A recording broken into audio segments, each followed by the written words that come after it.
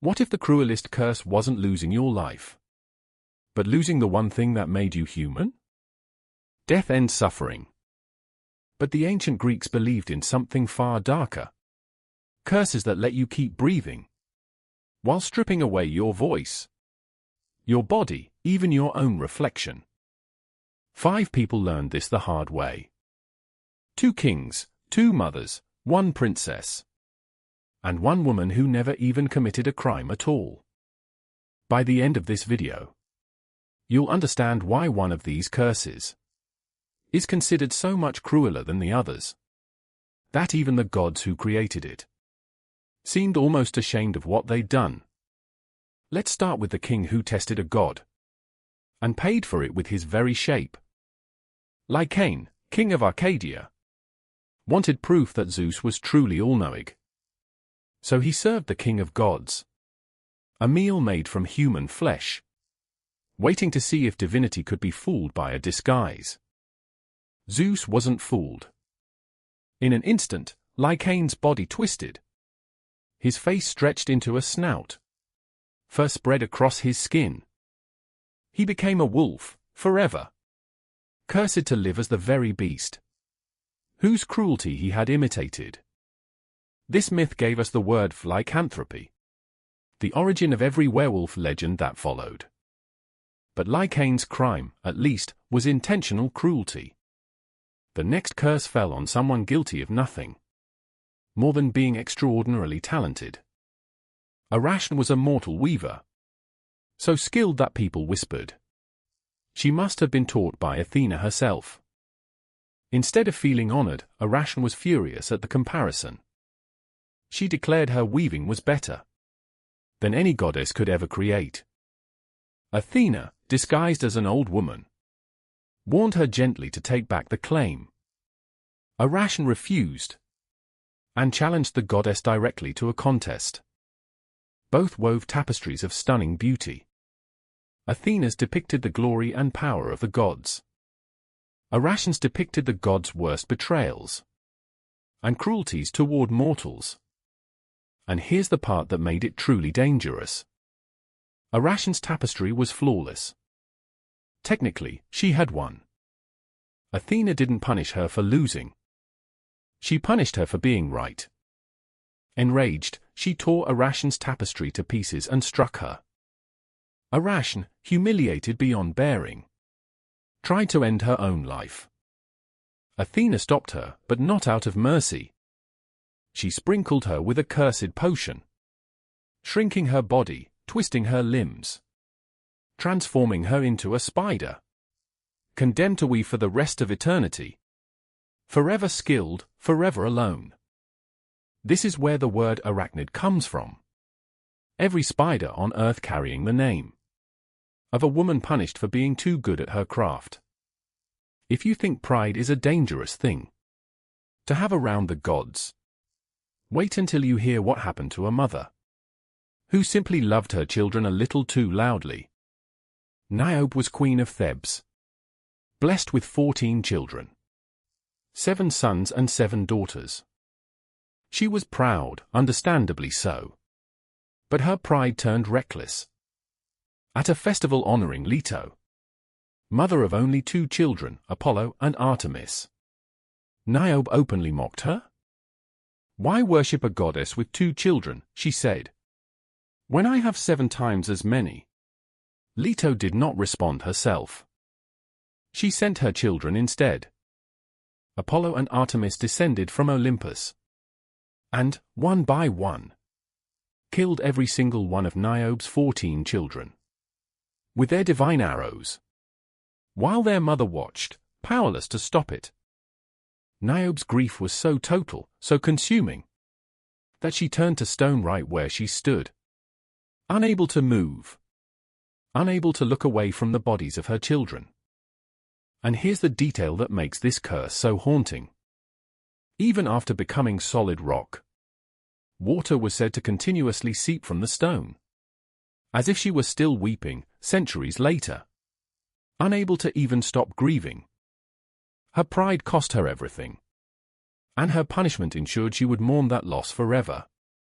literally turned into a monument of eternal sorrow. We're down to the final 2 curses. And these are, without question, the most disturbing on this entire list. Let's talk about Medusa. Medusa was not born a monster. She was once a beautiful young priestess, serving in the temple of Athena, admired for her striking beauty, especially her hair. But her beauty caught the attention of Poseidon, and inside Athena's own sacred temple, Poseidon assaulted her. Athena's fury at this violation was absolute. But instead of punishing Poseidon, a god she couldn't touch, she turned her rage toward Medusa herself. She transformed Medusa's beautiful hair into writhing venomous snakes, and cursed her face so that any living creature who looked directly into her eyes would turn instantly to solid stone. Medusa hadn't committed any crime at all.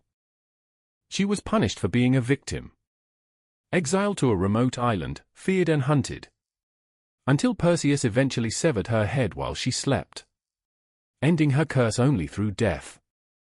Medusa's story asks an uncomfortable question that still resonates today. Why did the punishment fall on the person who suffered the violation, rather than the one who caused it? And now, the final curse.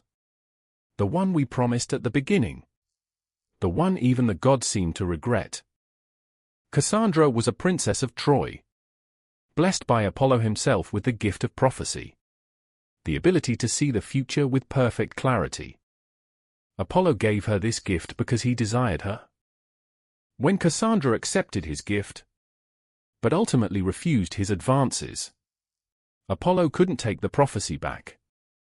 A gift from a god, once given, cannot be undone. So he added something else instead. A curse layered directly on top of the gift.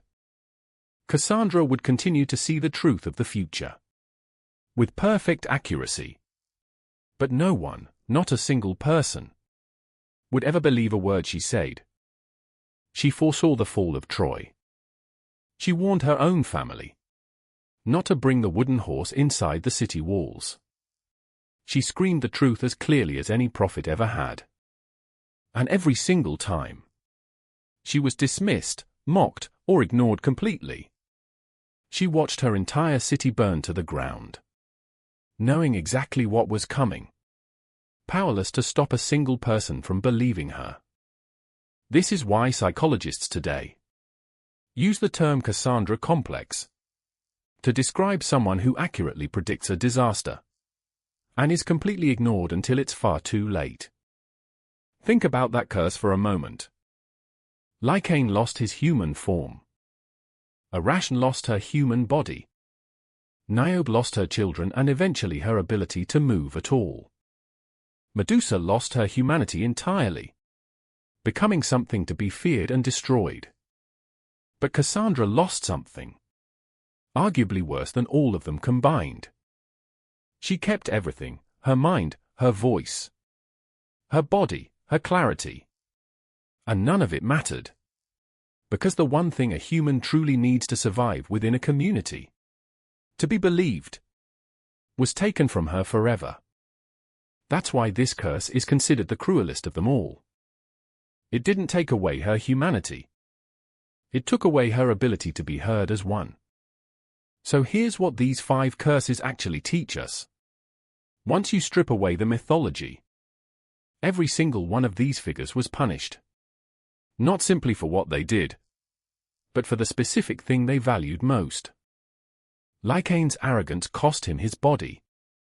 Arachne's pride in her craft cost her her human form. Niobe's love for her children cost her everything she loved. Then her ability to ever move past that loss. Medusa's beauty, through no fault of her own, cost her everything. And Cassandra's truthfulness cost her the ability to ever be trusted again. Maybe that's why these stories still resonate today. Because somewhere inside all of us is a quiet fear of losing the very thing that defines who we are. Our voice, our body, our truth, our love. And never getting it back. Which of these 5 curses do you find the most disturbing? Tell me in the comments. And if you made it this far into the video, you already know exactly which one haunted you the most.